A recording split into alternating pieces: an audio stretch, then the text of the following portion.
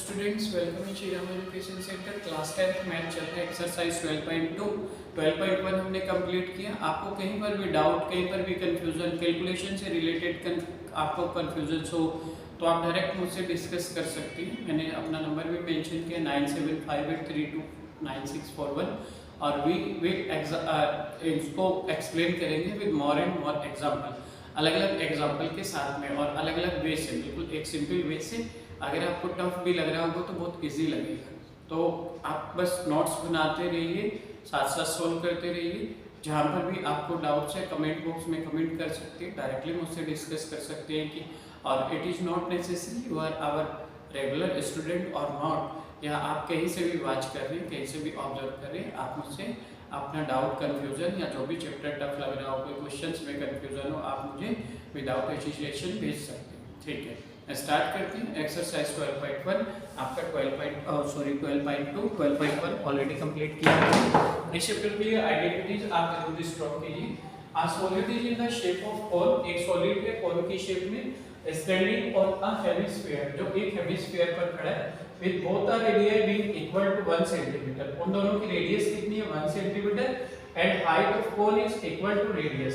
Find the volume of solid in terms of pi. Pi के terms में निकालना है, मतलब पाई की वैल्यू नहीं रखनी है, आंसर में पाई आना चाहिए। आपने मेंशन किया, देखो एक मेरे पास हेमिस्फीयर है इस टाइप से, इसके ऊपर खड़ा है एक कोन ऐसे, इसको यहां ज्वाइन कर देंगे।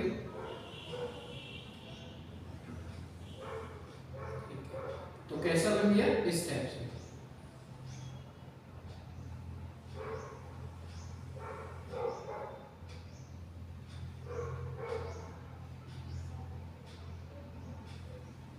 अब आपको बहुत क्लियर दिखेगा।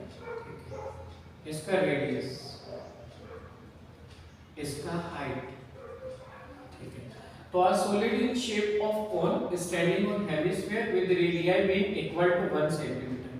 इसका रेडियस भी 1 सेंटीमीटर, यहाँ से यहाँ तक रेडियस होगा, और इसका रेडियस भी 1 सेंटीमीटर, यही इसका रेडियस होगा। ठीक है, अच्छा इतना हो गया। और equal to 1 centimetre, height of cone equal to radius, इसकी जो हाइट है वो 1 सेंटीमीटर ही होगी। चलो प्रॉपर हो गया। Find the volume of solid in terms of pi. Solid का वॉल्यूम, देखो नीचे तो हेमिस्फीयर है, ऊपर आपका कोन है, तो हमें इस पूरे सॉलिड का वॉल्यूम निकालना है। तो आप मेंशन करेंगे volume of solid is equal, देखो सॉलिड का वॉल्यूम कितना हो जाएगा, आप मेंशन करेंगे volume of hemisphere plus volume of cone. तो आप मेंशन करेंगे यहाँ पे volume of hemisphere plus volume of cone, इन दोनों को आप प्लस कर दोगे। देखो there are two shapes here, दो शेप्स है ना, वन इज हियर, ये वाला हेमिस्फीयर, ऊपर वाला कोनिक, दोनों का वॉल्यूम ऐड कर देंगे तो obtain the volume of complete shape, पूरे शेप का कंप्लीट वॉल्यूम आ जाएगा। Volume of cone 1/3 pi r square h plus volume of cone 1/3 pi r square h, volume of hemisphere 2/3 pi r cube. I have already explained all this identity in introduction part। तो एक बार आप वहाँ पर अगर observe करेंगे identities में अगर confusion है, because identity should be strong here also। pi is here, pi take common 1/3 r square h और plus 2/3 r cube। pi, value of pi will be not put here because answer is given in the terms of pi, means of it answer should be with pi। Answer आपका पाई के साथ ही होना चाहिए। तो यहाँ पर left हुआ 1/3 is it is r, तो 1 square into h also r, 2/3 r cube means 1 of cube. तो जब आप इसको सॉल्व करते हैं, पाई 1 का स्क्वायर तो 1 इनटू 1 1 ही होता है, तो 1 की 1/3 से मल्टीप्लाई 1 प्लस 1 का क्यूब 1 मल्टीप्लाई 1 मल्टीप्लाई 1 1 बन जा 1 ही होगा, 1 2 जा 2 2/3।